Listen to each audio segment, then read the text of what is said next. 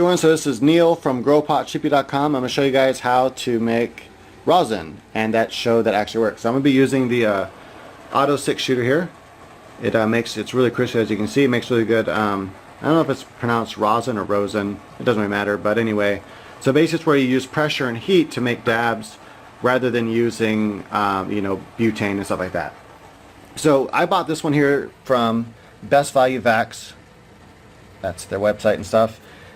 Pretty cool. I mean, I've used other products by them before, and they work good. So anyway, I set it to 257 and 257. So that's the temperature. It's a double plate, so both plates heat up. That's important if you want to get nice, a good yield from your weed. Now another way you can do this, rather than just doing a straight bud, is also prior taking your bud and doing making dry hash with ice or with dry ice, and then the bags. Pretty easy to make. I'll show a video on that if you guys want to, but in the future, and show you guys the kind of, you get much better yields that way and better flavor. I'll show that, but for now I'm going to show you how you can take a bud, press out in some nice dabs, and it has really good flavor and everything. I found 257 to be a really good temperature. I've tried all different types of temperatures so far, and 257 I like it a lot. I've even tried 260, 300, so forth. Now the main thing is the pressure. Now with this device here, when you first get it, it comes with this pad in here, and it's really hard to close with the pad in it, which is what you want. But the pad, you don't want to use it. It doesn't work as well. And so when you take the pad out, then it doesn't put enough pressure down. So you have to do is you have to unscrew this bolt a little bit, this bolt, and hold the bolt between here, and unscrew that as well. And then keep unscrewing it until it comes down. Like you'll see, this will start here, and keep unscrewing it until this space comes down. You have a big space in between here, and then take this bolt back up and retighten it again. That lengthens, it pushes, it pulls this plate down further, so that way when you press this thing down, you'll get nice fat pressure. Now also when you press this thing down, watch the timer start. I have it set to like 440 seconds. I just look at the actual time. It'll actually beep when the time goes off, so you can set it for 10 seconds, whatever. I just set it for that way I can just guide it and do it manually. Just lift it up when I hit that thing. So 3-second presses sometimes work on this thing. The main thing is pressure. So when you're making rosin, you gotta have a lot of pressure. So yeah, that's important. So if you're using like a iron, like a hair iron or something like that, a flat iron to do it, make sure you're able to put a lot of pressure. You might want to take the flat iron apart and use some type of vice grip or something like that. We can get a lot of pressure on it. This thing puts a good amount of pressure. You actually want it takes all my muscle and strength and weight to push it down, as you'll see here in just a second. But yeah, really cool. So alright, so now let's go ahead and put it in. So then you just take the wax paper. I like to take a big long piece. I can do a couple turns on one piece of paper. So I put it on kind of the edge here. This part's kind of hard to do with one hand, but I think I can do it. Now what I like to do is I like to do a 3-second press just to kind of get the weed flattened out. But with some weed, even at this temperature, a 3-second press will actually give you a really good result. So just go and go like this, and you put all your weight down. Now it's pressed down. Let it like that, and then you lift it up. You gotta be careful when it pops up because there's a lot of pressure that pops back up on you. You take it out, and as you can see, it's a nice goldenness. I like to just take that piece and kind of pop it off like that, and bam. Then you take this piece here. I let it cool off sometimes not. And you want to smash it and fold it up for your second press. Second press I'm going to do 10 seconds. I like to let it cool off a little bit first though, because it's still kind of hot right now. Like that right there. That'll be my second press. Then I take my little tool and I scrape it and show you guys what it looks like here. And you can see how, look at that, nice and crisp. So you can also use the paper itself to pull it off itself, but I find using the scraper is easier. Hey babe, want to hand me the scraper? It look kind of like eyes, huh? Like manga eyes, like the outline. Scraper, please. Okay. Alright, so little scraper tool here. I don't know if I'm able to do this for myself on camera. Maybe you can just hold this for me.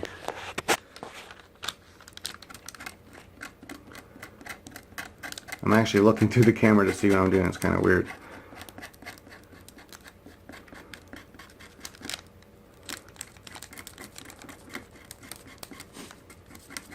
I can imagine it being weird. Once you get some on there, it kind of like does really good and just kind of sticks to what you've been pulling off. And sometimes I'll just kind of get the last little bit like that.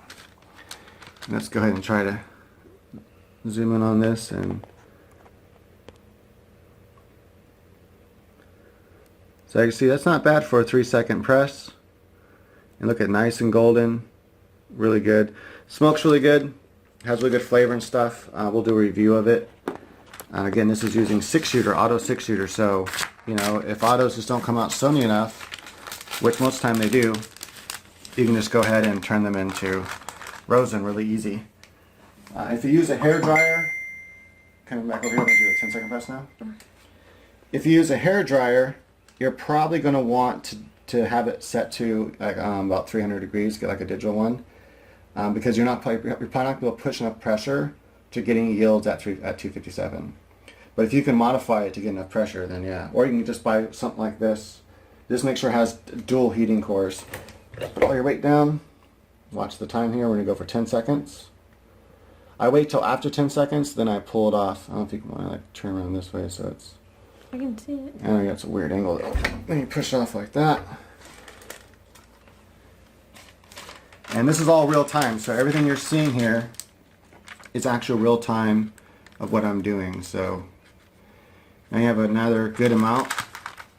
Sometimes this hit might taste a little better, the 3-second hit. Sometimes my girlfriend will take that hit first before I scrape the second hit. Or I'll just scrape on the other side of the tool.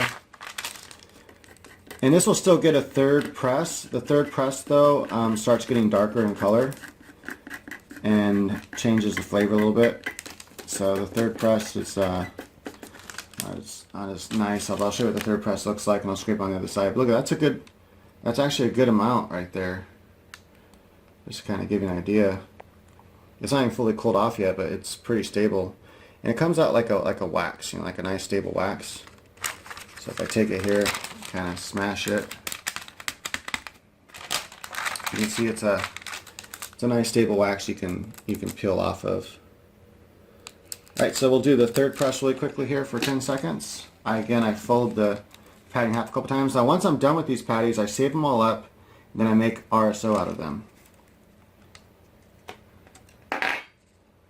Now notice this is all kept on here. This is why I do it this way, because now watch. Now I can take this whole entire piece of paper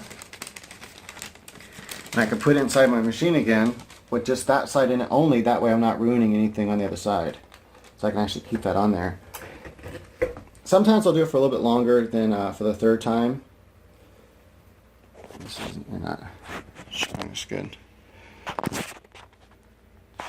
It's a little bit longer, like about 12 seconds. Let's come back over here. And you can see the third press starts to get a little bit darker. I might be able to get a fourth press out of this, but I'm going to save it for RSO. So I just throw it in a brown paper bag. Go ahead and hold this one more time.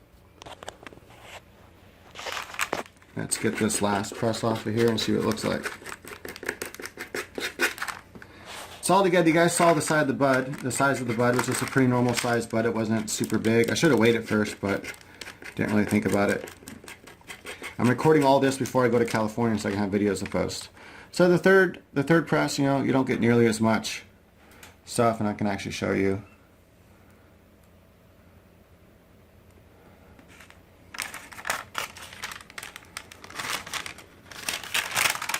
Oops.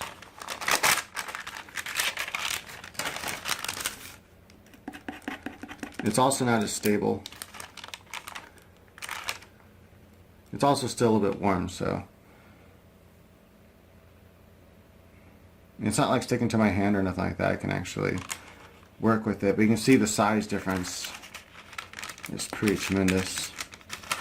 But the other one was 2 presses as well, so anyways, you can also see the difference in color. I don't know if you can see that. Let's put it up to the light real quick. Not too much difference in color, but you can see that the other one is a little bit darker. So, all right, guys. Sorry about the camera. It's you film all over the place. Wow. I should just try to stay the same like I do. It's alright. So as you get a last look here, trying to get it to focus. Sorry. Bam. You can see this one here starts to get darker. It starts to bring out that little bit of the actual plant material. Not plant material, but you know, the whatever that's called that makes your hash green when you make ice hash. Look at that though, it's really nice. So anyway, I just wanted to prove that a lot of people doubt that this shit works. So the Rosin press works. At first I had my doubts when I tried it with the without this machine. When I tried it with just a hair dryer, I'm like, I don't know, or the hair flattener I meant, sorry, and straightener. I'm like, I don't know. And I had it set to, with my with an actual laser temp gun, I had it set to 300 degrees. And I can press. I pressed so much I actually broke the flattener, because I can put a lot of pressure. And even with all that pressure, 10 seconds I had to do it for to get any decent yields. But it was really dark. It wasn't light like this. So 257, if you can get a machine that you can adjust and give you a good amount of pressure, then yeah, there's other ones on their site too. There's a smaller version, but I think it only has one heating element, so I'm not sure how well that's going to do for yields and stuff. But just make sure you can adjust it. This one I know you can adjust to make it have a lot of pressure, and it's all just, you know, your weight. So in order to use this thing, what you want to do is you want to go like this. You want to like stand up and then like jump on it with all your weight. Just push all your weight down like this. Boom! And see that? You have to like really push weight down. Like it takes all my weight to really push this thing down. That's how much weight you want. You want it to where it has a lot. And look, when I release it, that's with one arm. When I release this thing, watch. It wants to knock my arm up like that. Like I gotta like really be careful, because it can like knock you back. And I actually want to make it to where it has maybe a little bit more pressure. Yeah, you can buy super expensive machines too that, you know, go, you know, they put like tons of pressure on there. Then you can use a much lower temperature and get like pretty much really stable shatter. But as you can see, this right here, it's pretty damn stable. I mean, it's not quite shatter. Let me see if I can do this. Hold on, I'm gonna have my girlfriend help me. Right, so I just want to show, if you grab it, you know, kind of cut it and you can pull it, it snaps. You know, it's pretty much snap and pull. It's not like super shatter, you know, but I mean, look, that's pretty stable. So it's not quite wax, not quite shatter, somewhere in between. But I mean, it's easy to work with. You know, you can just, bam, you can break it apart like that, and you can see it has shatter quality to it. So it's nice stuff. 257. I tried 250, and just you don't get as good as yields. But yeah, so the 257 seems to work really good. Works better than the 260 even. So yeah, awesome, cool shit. Trying to get it off the tool here. See, the tool has sticky stuff on it, so that's why I want to stick to it. But it's not too bad. I mean, for all that right there off of one little bud, you get pretty good yield. So I'll have to show you guys a yield per weight, like weigh the bud and then weigh the rosin after, or rosin after, and see what kind of yield it gets from the bud. And then the next thing to do is to make some dry hash, which basically looks like pollen, you know, and then take that and put it inside of a 20 micron mesh, or maybe 180 micron mesh. You put that, fold that, put inside here, and smash it. And you're supposed to get really good yields. I haven't tried it yet, so let's see what happens. All right, guys, double peace. Double peace. I'll be in Cali. Woo! We will be in Cali. Yeah, Universal Studios and beaches. Yeah. Yeah. 3 years. Yeah, 3-year anniversary. That's what we're celebrating.